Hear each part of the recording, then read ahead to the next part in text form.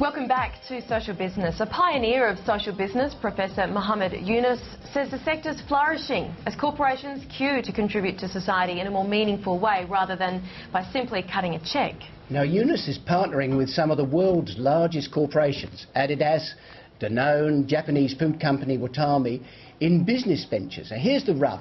Companies invest on the condition they walk away with zero money for their efforts. Nadine Blaney from Sky News Business sat down with him and began by asking what the world's banker to the poor makes of the global economic reality that sees indebted Western European countries being bailed out.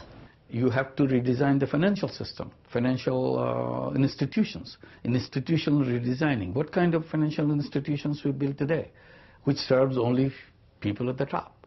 It leaves out 2/3 of the world population completely unserviced. And they were saying that it cannot be done. And through microcredit, through Grameen Bank, we have shown that it can be done. Today, microcredit, Grameen Bank style works all over the world, including New York City. We started in New York City, we call it Grameen America, in 2008, January. And by the second half of the year, all the financial institutions started melting away. So you have a funny situation where all those traditional big banks were melting. Here is a microcredit program which is flourishing at the same time, same place. So today, right there in New York City, there are 4 branches of that program doing wonderful. We are invited to do it in Omaha, Nebraska. We've opened a branch there. We opened a branch in Indianapolis this year. Next year there'll be a branch in San Francisco, in Detroit. So you need everywhere. And the same city that I'm talking about is flourishing with the payday lenders. Payday loans, as if nothing happened. So you pay 500% to 300% interest rate on payday loans. Nobody bothers. So we need to redesign a financial system where there will be no payday lenders existing anymore. Why should there be payday lenders? Are you concerned at all that the microfinance, the microcredit movement could in fact become hijacked as it becomes commercialized? Or if it does become commercialized, because there are some cases of some organizations becoming for profit. That's where we raise this question again, the mission of the business, what it is. We designed microcredit as a social business, where we didn't intend to make money out of it. We run it as a business. Business makes profit. Profit stays with the business. That's what the microcredit is all about. So the ones that are commercializing it, in your opinion, are not part of that? Deviating from that. But again, I was saying that yes, you can make money if you want to, and on that side, I would prefer to have it in a social business. But if somebody wants to make money, I make a rule. I said the interest rate should be within a certain limit, like cost of fund plus 10%. If your interest rate within that part, then you are in the green zone of microcredit, even if you are making money. You are not making excessive money. You are just limiting yourself to that. If interest rate is cost of fund plus 10 to 15%, you are in the yellow zone of microcredit, meaning that you are a little high, you can get back to the green zone. If it is over 15% plus, then you are in the red zone. We don't call you microcredit. We don't accept your idea at all. So microcredit should be within that limit. Preferably should be on a social business. And social business can be done in a big way. It doesn't have to be limited scale or something like that. And that's what I was going to ask. So why is the Yunus Center moving into the restaurant business? How is the restaurant business a social business? Yes, we just had a joint venture agreement with the Japanese restaurant chain called Watami. The idea of making it a social business. To bring good quality, healthy food at an affordable price for common people.